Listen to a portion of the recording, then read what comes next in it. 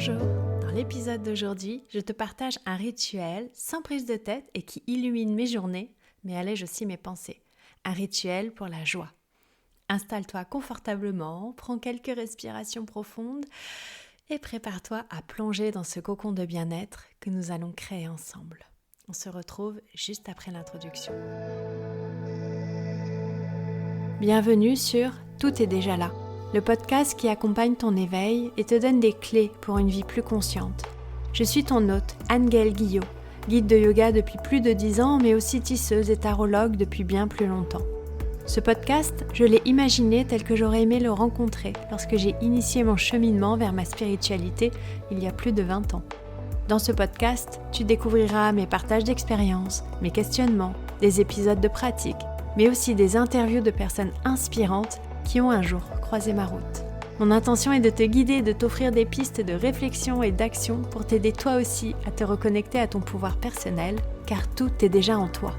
Je t'invite dès maintenant à t'abonner au podcast pour ne pas manquer les prochains épisodes et je te retrouve tout de suite pour l'épisode du jour. Bienvenue dans le 11e épisode du podcast Tout est déjà là. Aujourd'hui, je vais te partager un rituel pour nourrir la joie, un moment précieux pour cultiver le bonheur dans ton quotidien. J'apprécie en fait ce rituel parce qu'il demande peu de matériel, donc j'arrive facilement à l'intégrer dans mes journées. Et puis je l'ai tissé aussi au fil du temps avec des pratiques et des outils que j'aime utiliser qui viennent du développement personnel. Donc il est assez intuitif pour moi à déployer. N'hésite pas à le faire, le refaire et puis ensuite à le personnaliser avec tes outils et tes couleurs. Ce rituel, je suis aussi totalement transparente avec toi, je ne le fais absolument pas tous les jours, ce n'est pas mon propos. Je vais le faire par exemple si je me lève le matin et que je sens que j'ai la tête un petit peu dans la brume ou que mon cœur est un peu lourd au réveil. Je vais faire appel à ce rituel dans ma pratique personnelle pour réveiller la joie. Ou aussi, dans la journée ou en fin de journée, si j'ai eu une journée très chargée, je vais utiliser ce rituel pour prendre du recul et à nouveau laisser vibrer le bonheur et cette émotion de joie en moi pour me reconnecter à quelque chose de beaucoup plus fluide et créatif que quelque chose qui soit un petit peu lourd parfois et pesant. Il me permet de revenir à l'essentiel. Toi, ce rituel, peut-être qu'il va te permettre de te recentrer aussi sur ce qui te rend vraiment joyeuse dans la vie. Et puis, il va t'offrir comme ça une pause dans ton quotidien ou dans ta journée. Peut-être aussi qu'il va te donner des outils concrets pour cultiver et nourrir cette joie dans tes journées. Il va t'aider à développer du coup un état d'esprit peut-être plus optimiste, plus positif. Et puis il peut aussi te reconnecter à toi-même et puis à tes désirs profonds et te permettre ainsi de vivre des journées qui soient peut-être plus alignées avec ton essence. Donc si tu cherches un rituel sans prise de tête pour nourrir ta légèreté et la joie dans tes journées, quand tu es un petit peu dans la brume par exemple, cet épisode est pour toi. Donc tu peux prendre le temps de préparer ta boisson si ce n'est pas déjà fait et de placer la tasse près de toi. Je vais commencer par te parler déjà juste du choix des objets pour ton rituel. Je pense que c'est une parenthèse qui est importante de faire. Parfois on ne sait pas par où commencer. Donc pour le journaling, choisis un papier et un stylo avec lesquels tu aimes écrire. De préférence un papier naturel et une encre noire. L'encre noire va trancher sur le papier et puis elle va le plus souvent être indélébile. Donc elle va permettre à tes mots, à tes écrits de rester. Moi, je suis une vraie fan de carnets, si tu ne le sais pas encore, j'en ai à peu près pour tout. Et de plus en plus, je recherche des carnets qui soient de fabrication française pour qu'ils aient fait le moins de distance possible, mais aussi avec le moins de produits chimiques possible dans le papier et dans les couvertures. Par exemple, récemment, là, j'ai acheté 2 carnets à Anne-Laure de Studio Eucalyptus. C'est elle qui fait le design, donc elle fait tout le graphisme. C'est un objet qui est très beau déjà, et elle le fait imprimer en France sur du papier français. Donc c'est un carnet qui a pour moi cette notion d'artisanat et de beau. Donc je te mettrai le lien vers sa boutique dans le descriptif de l'épisode si ça t'intéresse. Mais en tout cas, vois ce qui résonne pour toi et ce qui vibre pour toi dans cette recherche. Pour les stylos, c'est pareil, j'utilise les mêmes depuis des années. J'ai des stylos plumes et un stylo gel. J'utilise que des pointes extra fines. Voilà, je sais que ce sont les stylos avec lesquels j'aime écrire. J'ai trouvé pour mes stylos plumes des cartouches d'encre rechargeables, donc j'ai aussi le plaisir de pouvoir choisir les encres et la provenance des encres avec lesquelles j'écris et de pas jeter du plastique à chaque fois que ma cartouche est vide. En fait, je la re-remplis tout simplement. Et c'est aussi un plaisir pour moi d'avoir ces gestes-là. Et ça fait partie d'un autre rituel pour moi vraiment de faire mon pas et de faire tout ça en conscience avec les mêmes objets depuis des années. Donc ce qui compte, c'est avant tout que tu prennes du plaisir à poser tes mots sur le papier. Pour le choix des pierres, ma première recommandation, tu l'auras peut-être compris si tu as déjà écouté l'épisode 10 dans lequel je t'explique comment j'intègre le vivant, c'est-à-dire les pierres et les plantes dans mes pratiques et dans mon quotidien. Mais ma première recommandation, c'est d'abord de faire confiance à ton intuition. Observe les pierres que tu as chez toi ou si tu vas dans une boutique, observe ce qui est. Mais peut-être un morceau de musique que tu aimes profondément dans tes écouteurs. Pense à un moment de joie et laisse ton intuition te guider vers la pierre qui va vibrer cette émotion-là à cet instant-là. Laisse-toi vraiment habiter et tu vas voir que tu vas pouvoir choisir la pierre en autonomie et avec conscience. Et puis ensuite, peut-être plus tard, demande à une personne de ton entourage ou à la personne de la boutique dans laquelle tu vas la signification et les bénéfices de cette pierre ou lis dans un livre spécialisé ses bénéfices. Mais en tout cas, commence par ton intuition. Entre par cette clé qui est ton cœur. J'ai découvert cette pratique avec Macha, une amie à moi qui vraiment m'a donné ce cheminement d'abord d'aller à la rencontre de la pierre, de la poser dans mes mains, de l'écouter, de passer quelques semaines avec, de laisser ses messages et son ressenti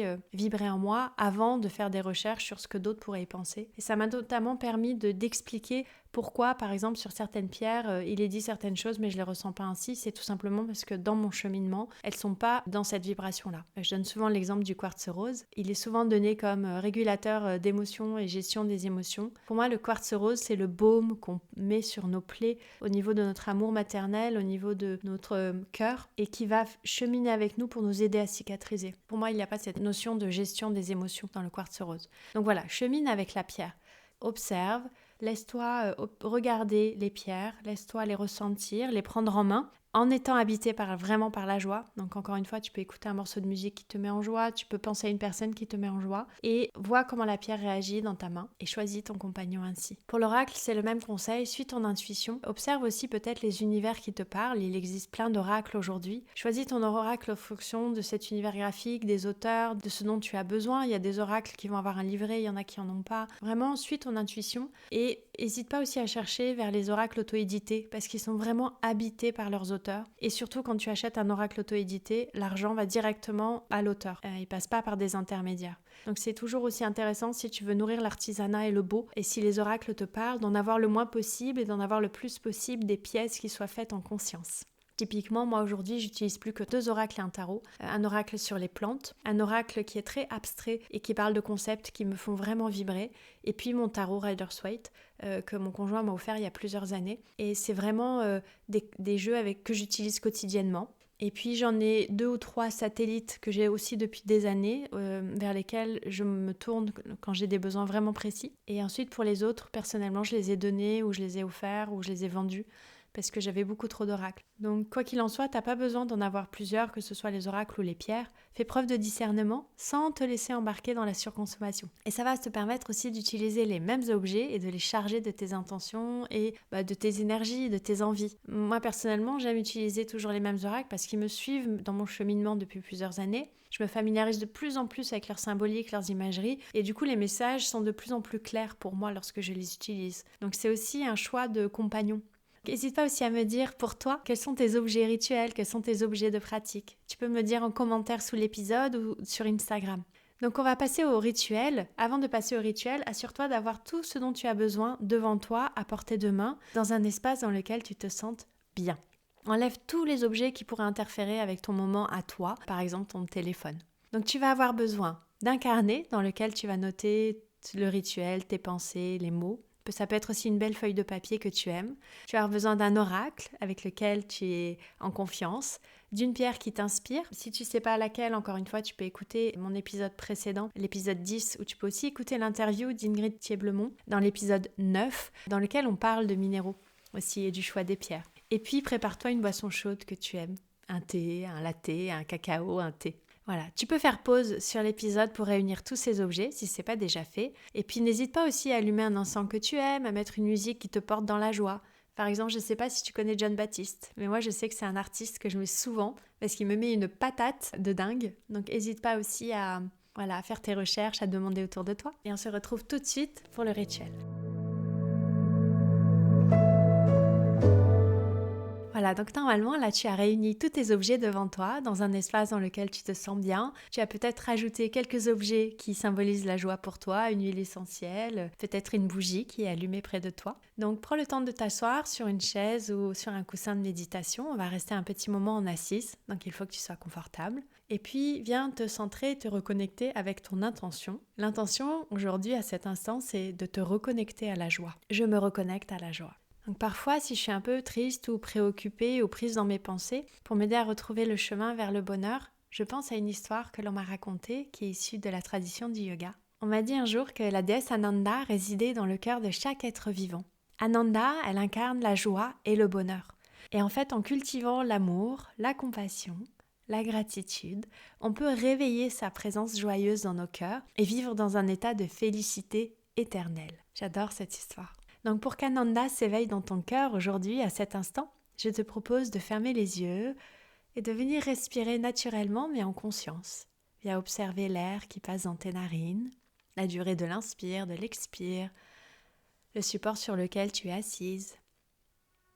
Et puis progressivement, imagine-toi au bord d'un lac sacré. Prends le temps d'observer des fleurs de lotus flotter doucement à la surface de l'eau. Peut-être qu'il y en a des roses, des blanches, des grandes, des petites. Il y en a peut-être qui sont proches de toi, d'autres qui sont beaucoup plus loin. Observe comme ces fleurs semblent flotter sur l'eau, mais tu sais, toi, qu'elles sont en fait ancrées dans la boue, sous leurs feuilles, au fond du lac. Et tu sais aussi que cette force d'enracinement, c'est ce qui leur permet de s'ouvrir sereinement à la lumière et au monde qui les entoure. Ressens la paix et la sérénité qui émanent de ce lieu sacré et permets à cette énergie apaisante de s'infuser dans tout ton corps. Laisse-la aller jusqu'au bout de tes doigts et de tes orteils. Pendant quelques respirations, contemple ce lac sacré, habité de fleurs de lotus magnifiques. Observe ce paysage devant toi et laisse-toi porter.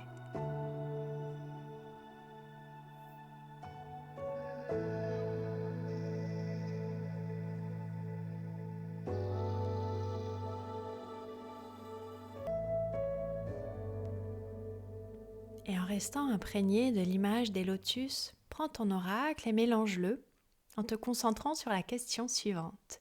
Qu'est-ce qui nourrit ma joie en ce moment ? Qu'est-ce qui nourrit ma joie en ce moment ?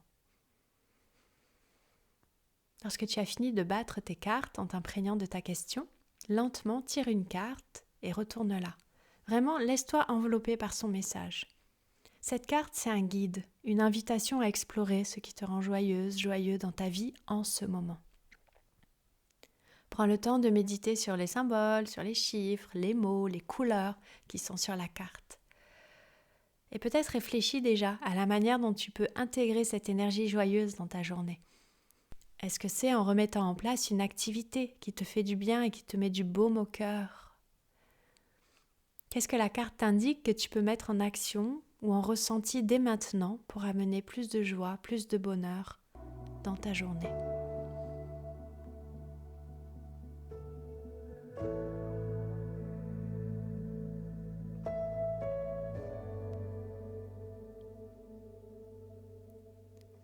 Puis ensuite, prends ta pierre de prédilection, celle que tu as dédiée à la joie. Place-la dans tes mains et encore une fois, fais confiance à ton intuition. Main droite, main gauche, les deux mains, devant le ventre, devant le cœur, qu'importe.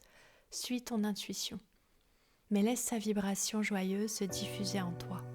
Rappelle-toi pourquoi tu l'as choisie. Visualise cette énergie de joie remplir ton cœur et irradier dans tout ton être. Laisse-toi envelopper par cette sensation de bien-être et de gratitude pour les petites et les grandes joies de ta vie. Tu peux repenser à des moments heureux que tu as vécus, aux personnes qui sont présentes, à la joie que tu communiques à ton entourage aussi. Comment ? Et peut-être même au-delà de ton entourage. Un bonjour, un regard souriant. D'ailleurs, à qui as-tu souri dans la rue récemment ? As-tu appelé une amie pour prendre de ses nouvelles ? Envoyé une carte postale pour dire « je pense à toi » ? Vraiment reste un instant à ressentir, voir, entendre, même goûter ces moments de bonheur.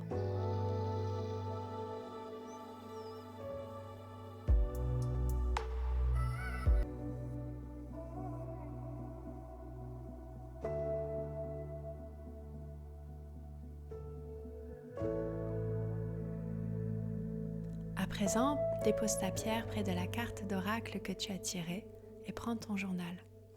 Commence par écrire 3 choses pour lesquelles tu es reconnaissant dans ta vie en ce moment. Ça peut être la présence de personnes, ça peut être une capacité que tu as développée qui t'a permis peut-être d'améliorer ton quotidien ou celui de tes proches, une compétence. Ça peut être un regard, encore une fois. 3 choses pour lesquelles tu es reconnaissante dans ta vie en ce moment. Peut-être une qualité que tu as développée, déployée.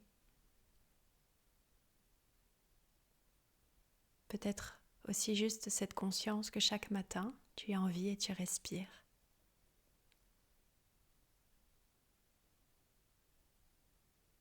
Puis à présent, note 3 choses pour lesquelles tu ressens de la gratitude et que tu as vécues hier si tu fais ce rituel le matin ou dans la journée si tu fais ce rituel en fin de journée. 3 choses pour lesquelles tu ressens de la gratitude et que tu as vécues dans les dernières 24 heures. Et encore une fois, ne cherche pas les grandes choses, les miracles. Reviens à l'essentiel. Un mot, un rayon de soleil sur la peau, un plat délicieux, un échange, un geste envers toi, envers quelqu'un. 3 choses pour lesquelles tu es reconnaissante ou reconnaissant pour ces dernières 24 heures.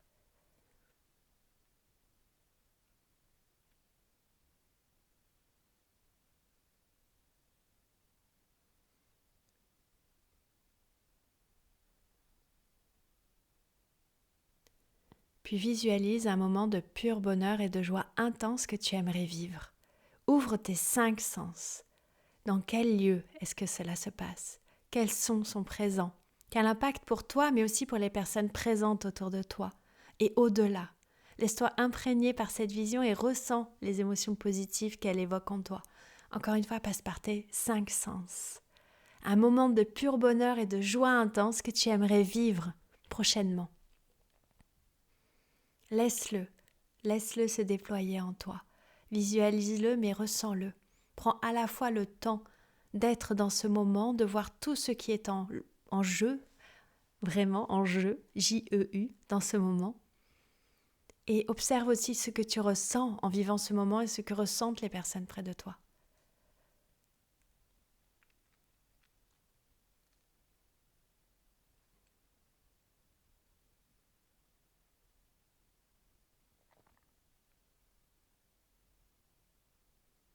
Puis laisse libre cours à ton imagination, à tes sentiments, en écrivant tout ce qui te passe par la tête lorsque tu penses à la joie.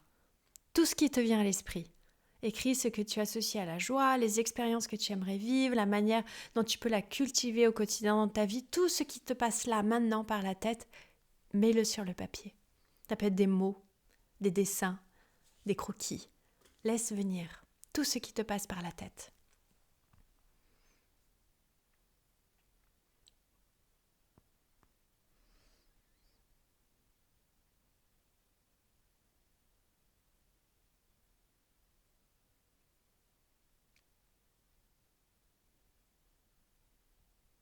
La joie est immédiate, mais le bonheur se nourrit toute la vie et il part de la joie. Prends une longue et profonde inspiration par le nez et expire par la bouche. Puis à présent, fais-le 3 fois rapidement.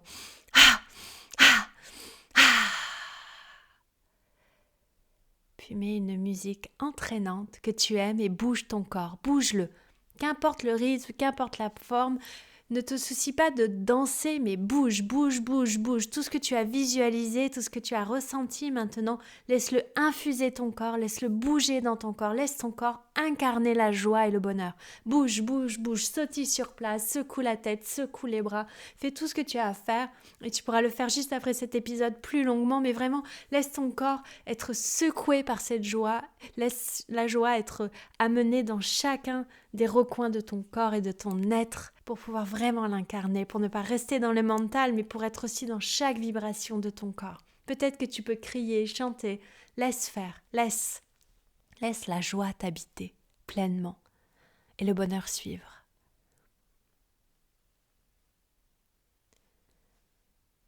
Voilà, ton rituel pour nourrir la joie est terminé.